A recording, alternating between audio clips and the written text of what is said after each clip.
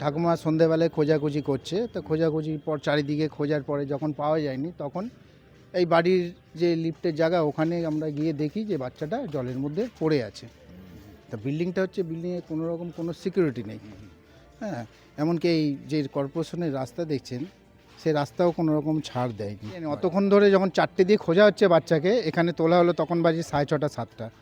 তো ওইটুখানি অতক্ষণ বাচ্চা তো আর বেঁচে থাকার মতো পজিশনে থাকে। টিন দিয়ে ঘেরা উচিত ছিল, সেটা তো করেনি, সেটা তো করা উচিত ছিল।